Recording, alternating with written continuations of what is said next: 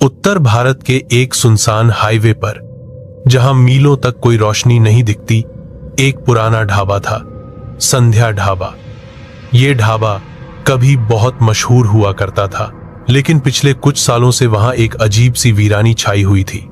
फिर भी जो लोग रात को रास्ता भटक जाते या सफर में देर हो जाती, वे वहीं रुकते, और कुछ तो कभी लौटे ही नहीं। कहानी की शुरुआत होती है विक्रम से, जो एक ट्रक ड्राइवर था, और जिस दिन की बात है वो अमावस की रात थी। विक्रम गोरखपुर से दिल्ली के लिए निकल पड़ा था।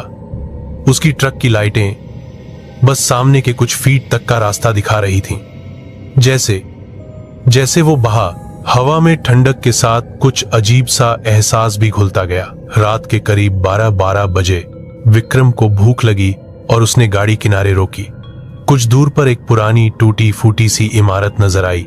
उसी पर लिखा था संध्या ढाबा। ढाबे की दीवारें काली पड़ चुकी थीं। बरामदे में एक बूढ़ा आदमी बैठा हुक्का पी रहा था। सामने 3-4 लकड़ी की टेबलें और मटमैले तसलों में बचा कुचा खाना पड़ा था। एंडर बीडर एंडर पी और आर बीडर। खाना मिलेगा? विक्रम ने पूछा। बूढ़े ने बिना बोले इशारा किया, बैठ जा। विक्रम ने एक कुर्सी खींची और बैठ गया। तभी एक लड़की आई, बेहद शांत चेहरा, नीली आंखें, पर चेहरा भाव शून्य। उसके हाथ में प्लेट थी जिसमें दाल, चावल और 2 सिकी हुई रोटियां थीं। विक्रम कुछ बोलता उससे पहले ही वो चुपचाप थाली रखकर वापस अंदर चली गई। खाना गर्म था, लेकिन उसका स्वाद अजीब था, हल्का सा कड़वा, जैसे हल्दी में कुछ और मिला हो। लेकिन भूख के मारे उसने पूरा खाना खत्म कर दिया। खाने के बाद विक्रम ने पूछा, बाथरूम है क्या? बूढ़ा इशारा करके बोला, पीछे जा, पर सावधानी से। पीछे की ओर जाते हुए ढाबा जैसे और डरावना हो गया। एक टूटी हुई दीवार के पास जाते ही विक्रम को किसी के रोने की आवाज आई। एक औरत की आवाज जो बेहद धीमी और दर्द से भरी थी। विक्रम ने सोचा कि शायद कोई कर्मचारी होगा, लेकिन क्यूरियोसिटी के मारे वो उस दिशा में बढ़ा। पीछे एक छोटा सा कमरा था, आधा दरवाजा खुला हुआ। अंदर झांकते ही उसकी आंखें फटी की फटी रह गईं। वहां एक लड़की जमीन पर बैठी थी।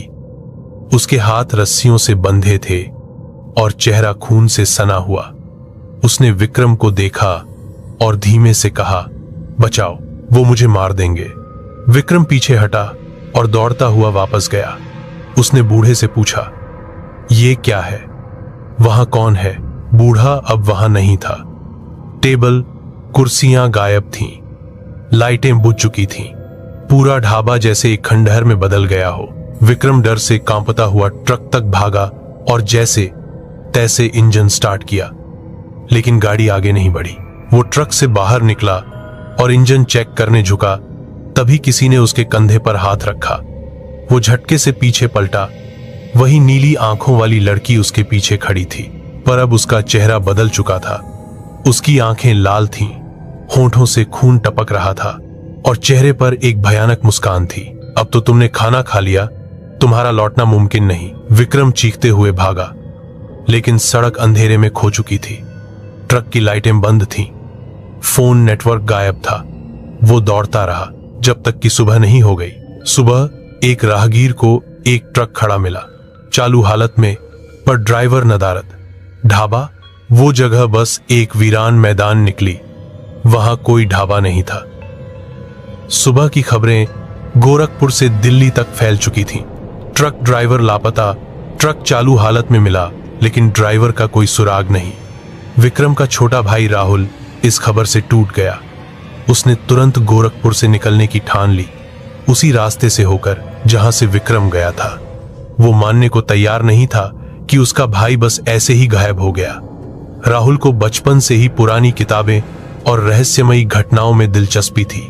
उसने विक्रम की लोकेशन हिस्ट्री चेक की। आखिरी बार एक जगह दिखी थी जहां लिखा था संध्या ढाबा, लेकिन उस नाम का कोई ढाबा तो रिकॉर्ड में नहीं है, राहुल ने सोचा।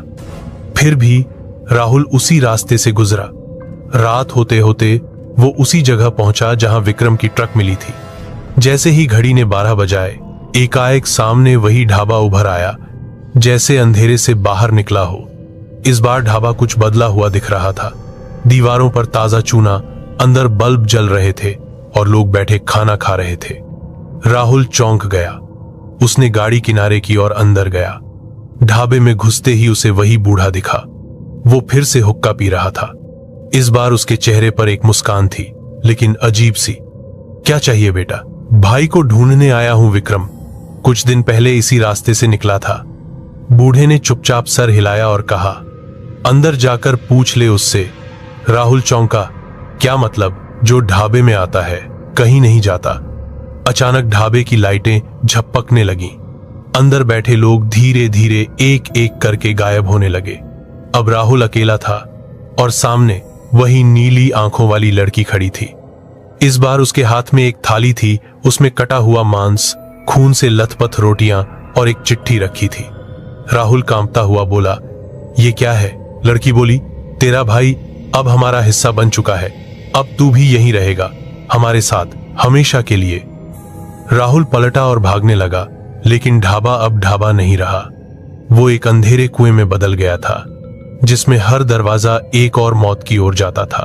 और तभी उसे अपने पीछे किसी के कदमों की आवाज आई, बहुत सारे कदम। राहुल अंधेरे ढाबे से बाहर निकलने की कोशिश कर रहा था। हर दरवाजा, हर खिड़की, हर रास्ता एक अजीब सी भूल भुलैया में बदल गया था।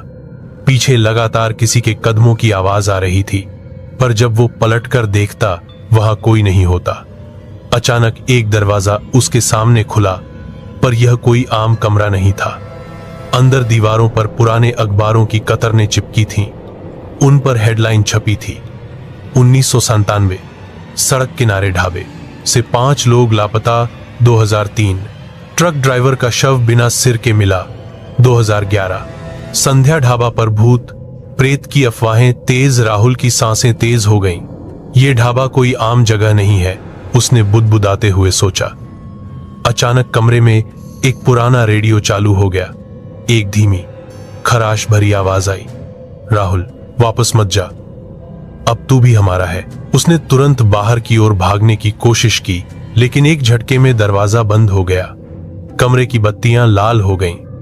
रेडियो की आवाज और जोर से गूंजने लगी। अब उसमें लोगों की चीखें भी सुनाई दे रही थीं। राहुल दीवारें पीटता रहा, पर कोई रास्ता नजर नहीं आया। तभी एक ईंट ढीली होकर गिर पड़ी। उसके पीछे एक छोटा सुरंगनुमा रास्ता दिखाई दिया।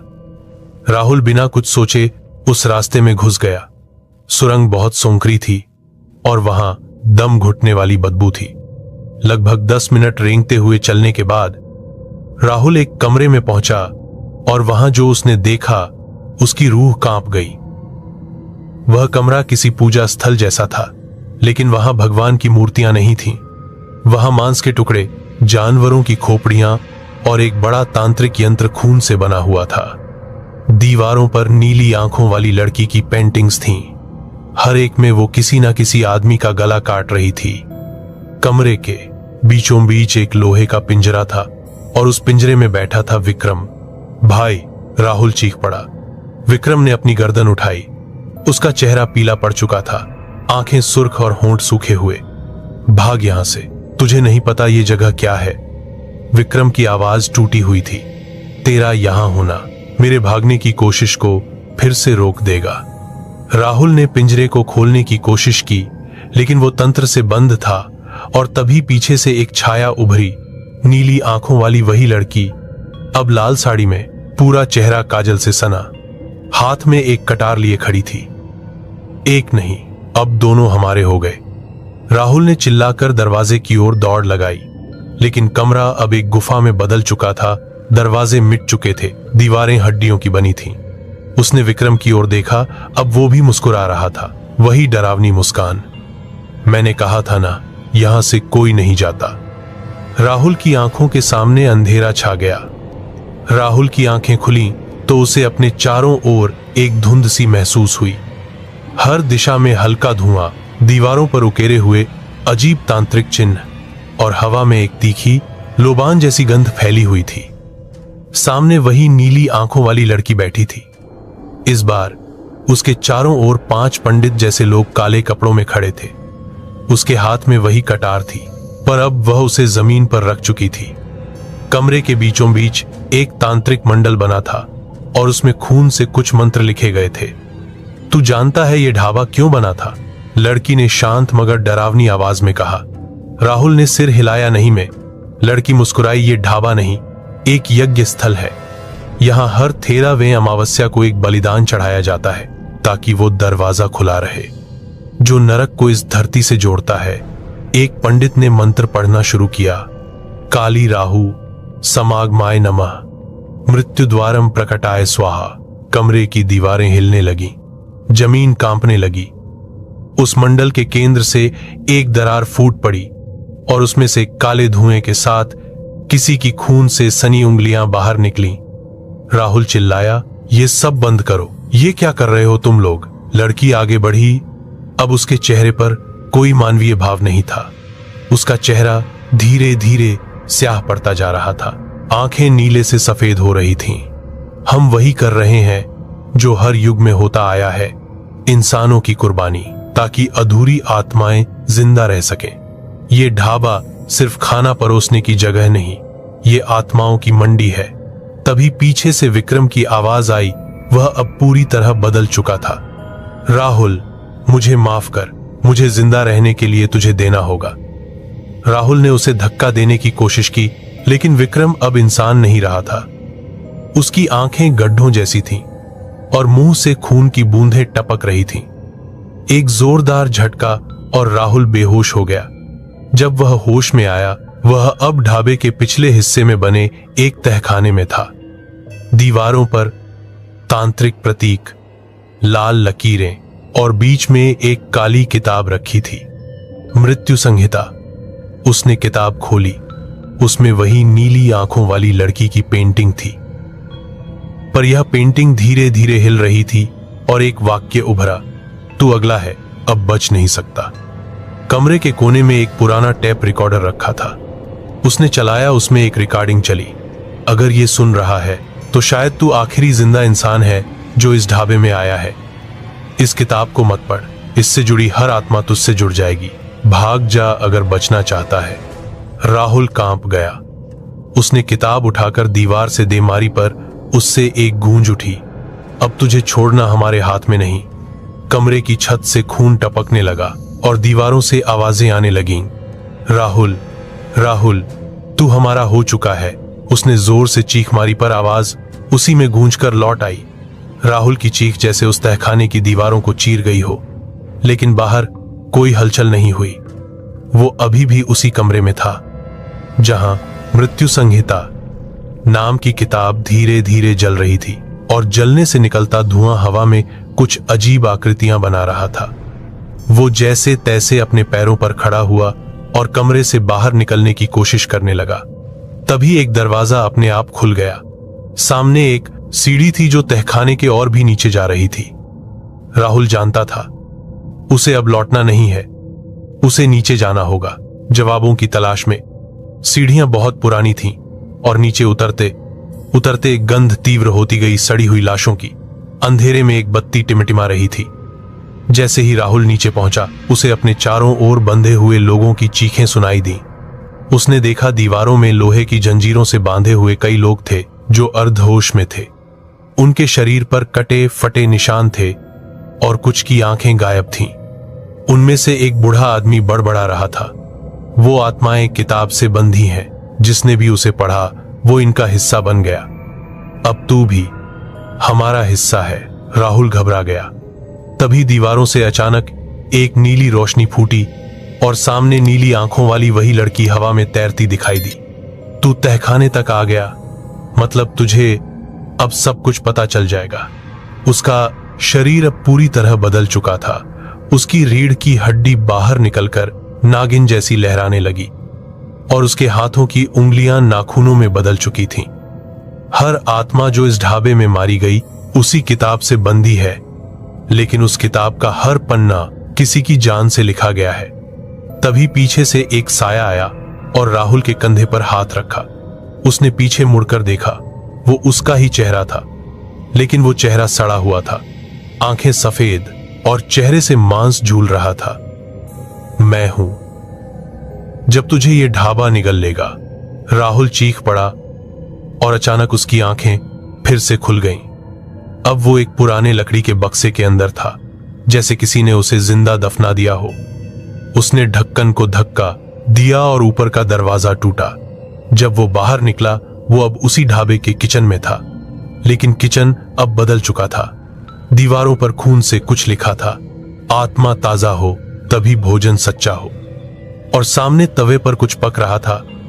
उसकी गंध से राहुल समझ गया वो मांस इंसानी है।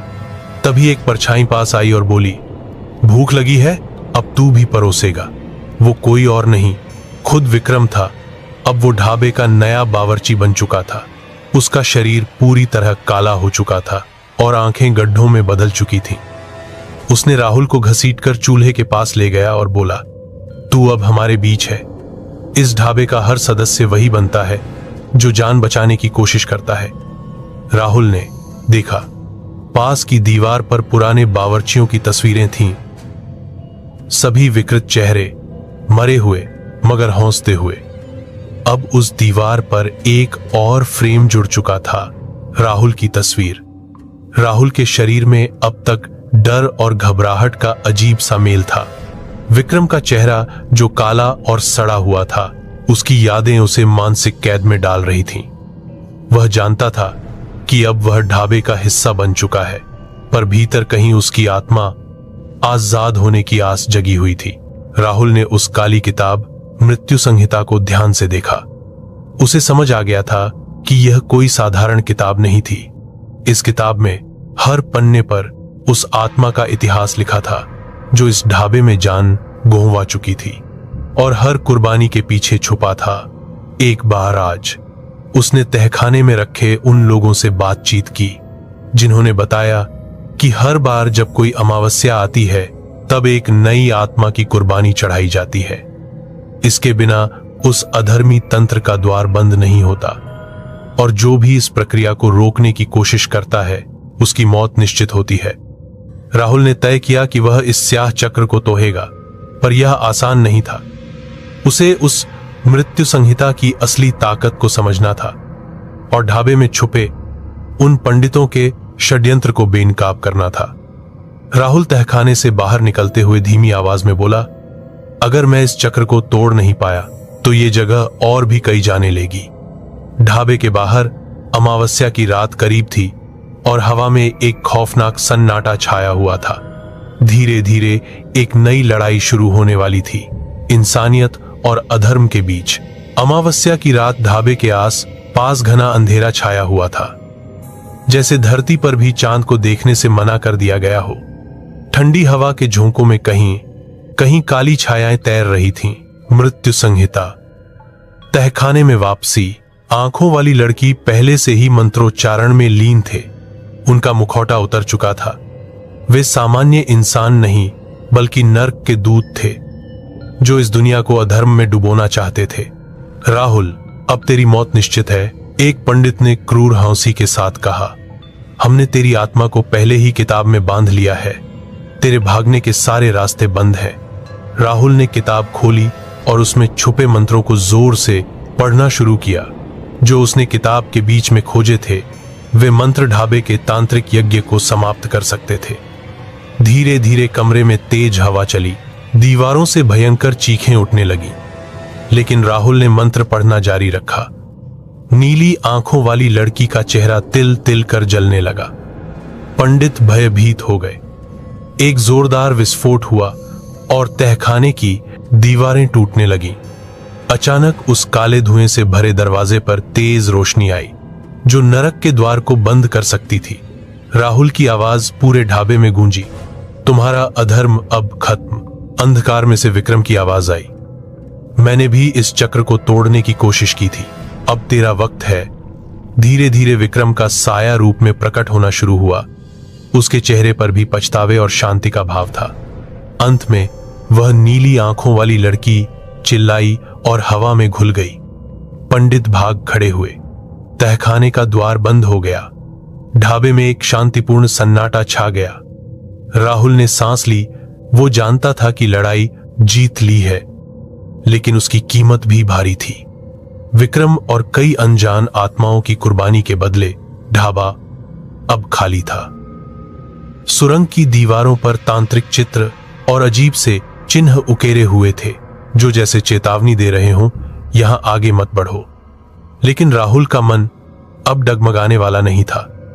वह जानता था कि यही उसकी आखिरी लड़ाई थी, अधर्म और उसके जीवन के बीच। सुरंग के अंत में एक विशाल कक्ष था, जहां एक प्राचीन ताला लगा हुआ था। उसकी चाबी कहीं खो चुकी थी।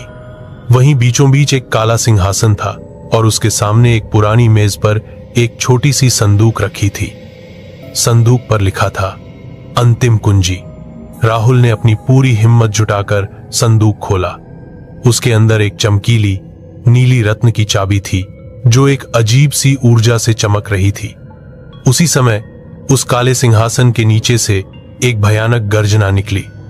नीली आंखों वाली लड़की फिर प्रकट हुई, पर इस बार उसका रूप और भी डरावना था। उसकी आंखें अब रक्तिम हो चुकी थीं और उसके हाथों में आग की लपटें थीं। तुमने बहुत दूर तक आना चाहा, राहुल, उसने गर्जना करते हुए कहा, लेकिन आखिरी कुंजी के बिना तुम कुछ भी नहीं कर पाओगे। राहुल ने चाबी उठाई और ताले में डाल दी। चाबी ने तुरंत ताला खोल दिया और तहखाने की दीवारें फटने लगी।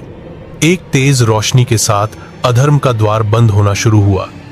लड़की ने आखिरी प्रयास में आग की लपटें फेंकी, लेकिन राहुल ने चाबी से एक प्रकाश की किरण छोड़ी, जिसने उसकी सारी ऊर्जा निगल ली। धीरे धीरे अधर्म का द्वार बंद हो गया और तहखाना शांत हो गया।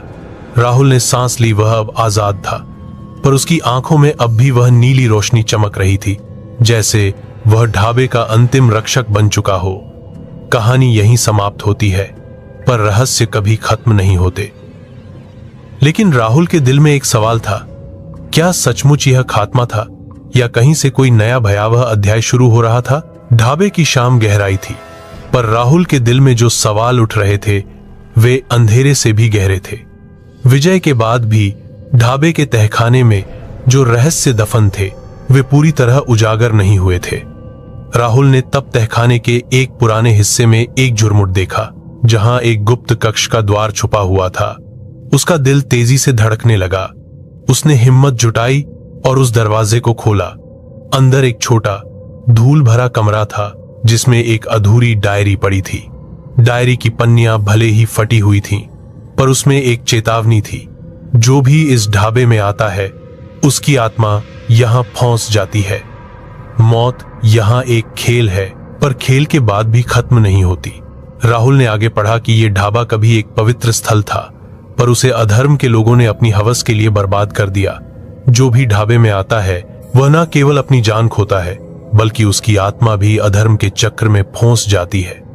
ढाबे की दीवारों पर अब भी हल्की सी आवाजें गूंज रही थीं, जैसे कहीं से कोई पुकार रहा हो। राहुल समझ गया कि लड़ाई खत्म नहीं हुई थी, असल खतरा अब शुरू हो चुका था। उसने तय किया कि वह ढाबे को छोड़कर कहीं दूर चले जाएगा।